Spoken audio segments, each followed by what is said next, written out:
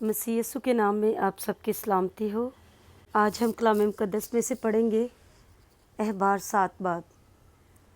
और जुर्म की कुर्बानी के बारे में शरह ये है, वो नहायत मुक़द्दस है। जिस जगह सोख्तनी कुर्बानी के जानवर को ज़बह करते हैं, वहीं वो जुर्म की कुर्बानी के जानवर को भी ज़बह करें और वो उसके खून को मज़बा के गिरदा गिर्द छिड़के और वो उसकी सब चर्बी को चढ़ाए, यानी उसकी मोटी दुम को और उस चर्बी को जिससे अंतड़ियाँ ढकी रहती हैं, और दोनों गुर्दे और उनके ऊपर की चर्बी जो कमर के पास रहती है, और जिगर पर की झिल्ली गुर्दों समेत, इन सब को वो अलग करे और काहिन उनको मज़बा पर खुदावंद के हजूर आतशीन कुर्बानी के तौर पर जलाए। ये जुर्म की कुर्बानी है और काहिनों में से हर मर्द उसे खाए और किसी पाक जगह में उसे खाएं, वो नहायत पाक है। जुर्म की कुर्बानी वैसी ही है जैसी खता की कुर्बानी है, और उनके लिए एक ही शरह है, और उन्हें वही काहिन ले जो उनसे कफ़ारा देता है।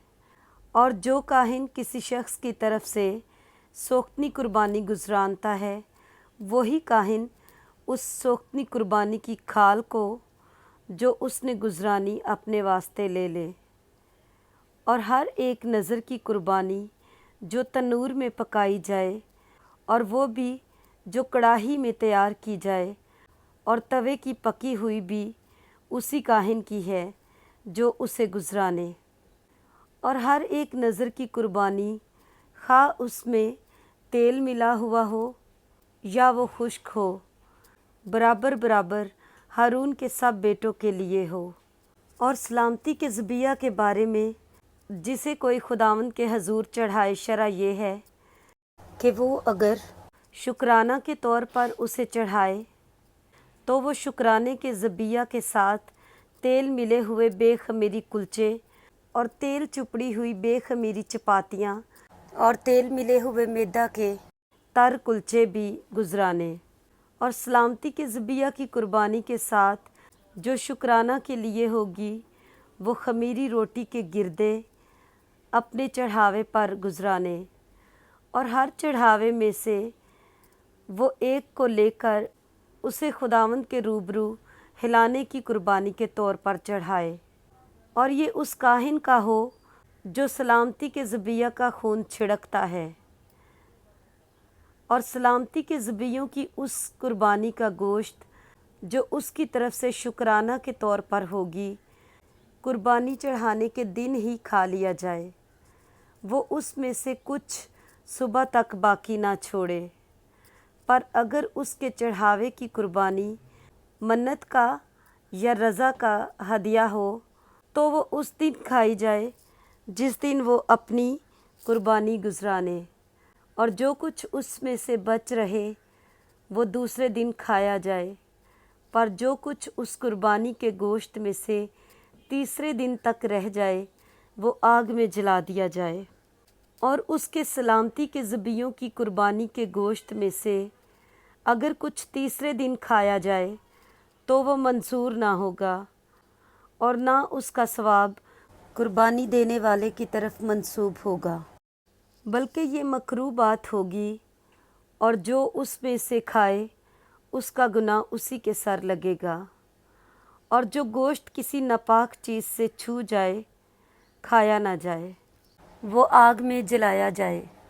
और ज़बिया के गोश्त को जो पाक है वो तू खाए, लेकिन जो शख्स नजासत की हालत में खुदावंद की सलामती के ज़बिया का गोश्त खाए, वो अपने लोगों में से काट डाला जाए। और जो कोई किसी नापाक चीज़ को छुए, खा वो इंसान की नजासत हो या नापाक जानवर हो या कोई नजिस मकरूह शय हो, और फिर खुदावंद के सलामती के ज़बिया के गोश्त में से खाए, वो भी अपने लोगों में से काट डाला जाए। और खुदावंद ने मूसा से कहा, बनी इसराइल से कह कि तुम लोग ना तो बैल की, ना भेड़ की, اور نہ بکری کی کچھ چربی کھانا۔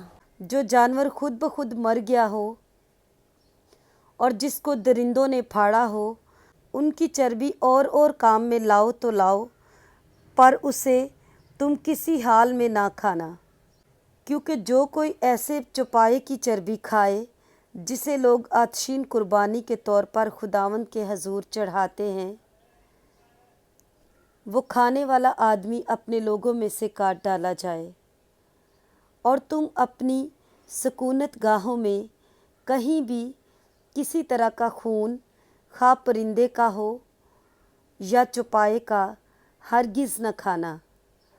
جو کوئی کسی طرح کا خون کھائے وہ شخص اپنے لوگوں میں سے کاٹ ڈالا جائے۔ اور خداوند نے موسیٰ سے کہا، بنی اسرائیل سے کہہ کہ جو کوئی اپنا سلامتی کا ذبیحہ خداوند کے حضور گزرانے، وہ خود ہی اپنے سلامتی کے ذبیحہ کی قربانی میں سے اپنا چڑھاوا خداوند کے حضور لائے۔ وہ اپنے ہی ہاتھوں میں خداوند کی آتشین قربانی کو لائے، یعنی چربی کو سینہ سمیت لائے کہ سینہ ہلانے کی قربانی کے طور پر ہلایا جائے، اور کاہن چربی کو مذبح پر جلائے، پر سینہ ہارون اور اس کے بیٹوں کا ہو۔ اور تم سلامتی کے ذبیحوں کی دہنی ران اٹھانے کی قربانی کے طور پر کاہن کو دینا۔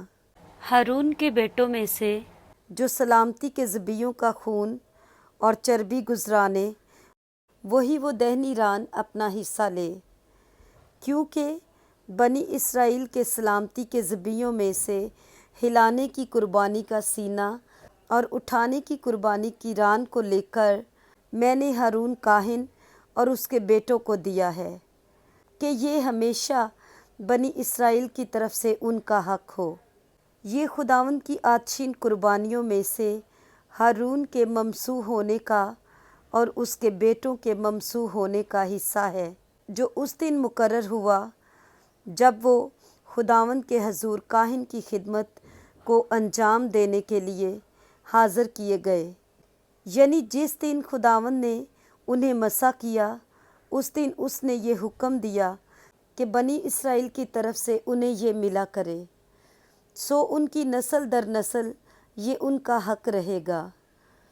سوختنی قربانی اور نذر کی قربانی اور خطا کی قربانی اور جرم کی قربانی اور تخصیص اور سلامتی کے ذبیحہ کے بارے میں شرع یہ ہے، جس کا حکم خداوند نے موسیٰ کو اس دن کوہ سینا پر دیا، جس دن اس نے بنی اسرائیل کو فرمایا کہ سینا کے بیابان میں خداوند کے حضور اپنی قربانی گزرانے۔ پاک کلام کے پڑھے اور سنے جانے پر خداوند کی برکت ہو، آمین۔